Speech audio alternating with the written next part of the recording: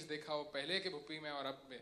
नहीं, देखिए, भूपेंद्र सिंह पहले के और मैं पहले का, हम बिल्कुल वैसे के वैसे नहीं हैं। आपने हमारी एहसास ही नहीं किया, या आपको ये एहसास नहीं हुआ, या आपने महसूस नहीं किया कि हम दोनों बालिग हो गए, हम बड़े हो गए, इसलिए अब जरा सी मिच्योर बातें करने लग गए हैं, है ना। वो दाढ़ी मूंछ भी आ गई है, उस वक्त तो छोटी छोटी फूटी थी, तो आप उस वक्त मिले थे हमें। आज के जमाने में उस वक्त का काम देखेंगे तो आपको वो फर्क भी पता चलेगा।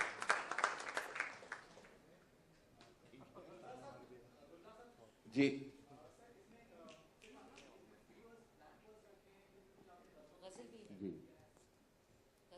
Have you experimented with the ghazal form as well, or is it primarily free verse, नज़्मों के फॉर्म में आपने ऐसे? बहुत खूबसूरत बात पूछी है आपने मुझसे, क्योंकि मेरा ये कहने को जी चाहता है और कहने को जी चाह रहा है अब भी, कि आज से कोई 25 साल पहले 80s की बात है, जिस वक्त वो जो शायर था, एल्बम एक बनाई थी पहली बार भूपेंद्र के साथ, और ब्लैंक वर्स कंपोज की थी भूपेंद्र ने।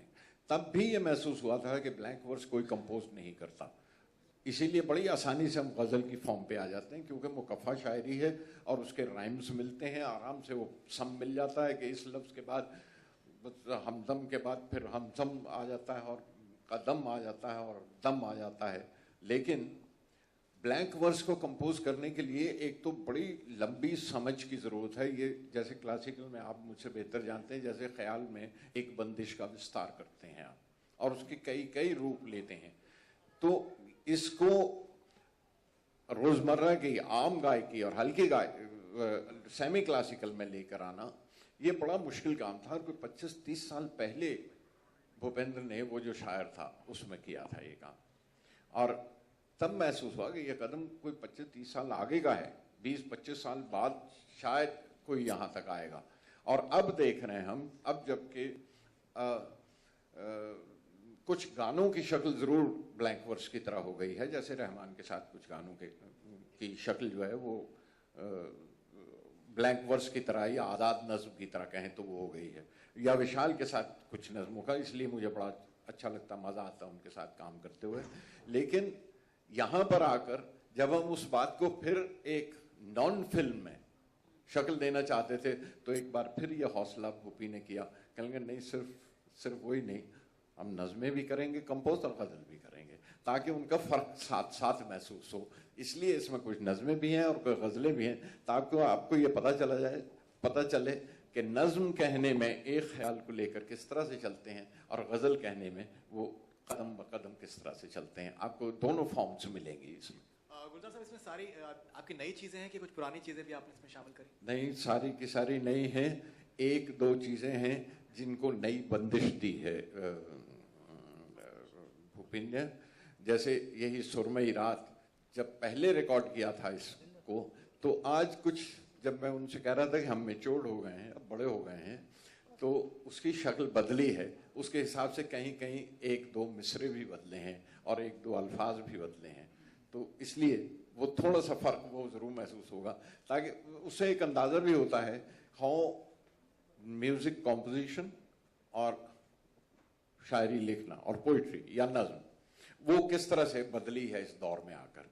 तो 25 साल पहले का भी गाना अगर आज भी वही लगे, तो फिर तो लगा कि हम बड़े नहीं हुए, या मैच्योर नहीं हुए, या आप बड़े नहीं हुए, आपने मैच्योरिटी नहीं आई, तो लेकिन वो फ़र्क आपको महसूस होगा कि फॉर्म में किस तरह से तब्दीली आती है, साउंड्स में से किस तरह से तब्दीली आती है, इंस्ट्रूमेंट्स किस तरह से बदलते हैं, और कॉम्पोजिशन किस तरह से बदलती है, इसका एहसास भी होता है।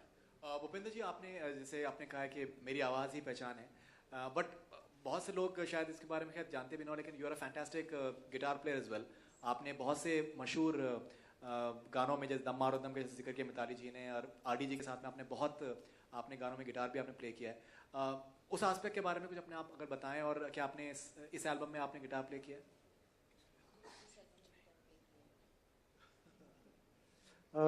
गिटार मैंने बहुत बजाया है। मेरा पहला जो मेरा सोलो पीस था वो दम मरो दम में था, और उसके बाद यादों की बारात, और जितने भी मतलब आप 85-86 तक जितनी पंचम की पिक्चरें हैं उनमें जितना भी गिटार है, 12 स्ट्रिंग गिटार है, क्लासिकल गिटार है, एकोस्टिक गिटार है, इलेक्ट्रिक गिटार है, ओद है या रबाब है, सो आई हैव प्लेड फॉर पंचम सॉन्ग्स उसके बाद मैंने स्टूडियो में जो है वो गिटार बजाना छोड़ दिया था और आज तक भी नहीं बजा रहा हूँ, लेकिन हमारी जो अपनी रिकॉर्डिंग होती है, जैसे हमारी एल्बम्स हैं जो हम बना रहे हैं, उनमें मैं गिटार ज़रूर बजाता हूँ and I enjoy playing guitar. इस एल्बम में आपने प्ले किया है? इसमें मैंने कुछ प्ले नहीं किया है क्योंकि इसमें क्या है, बड़े सॉफ्ट सॉन्ग्स थे और इसमें मैंने कुछ गिटार नहीं बजाया।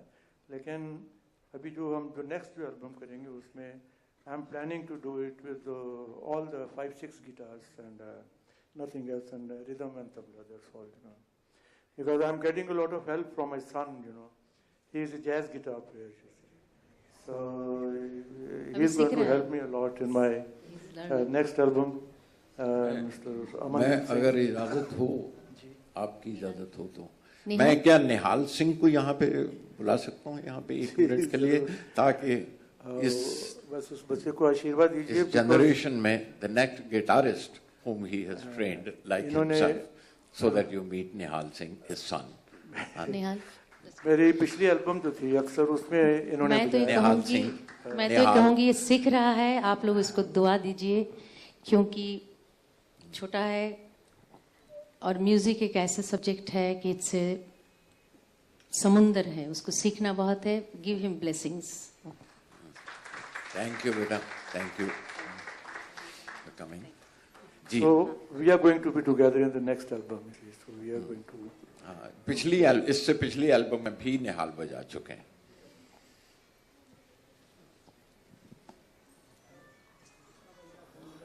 और जी, और कोई सवाल? क्योंकि मैं अंजन I would like to call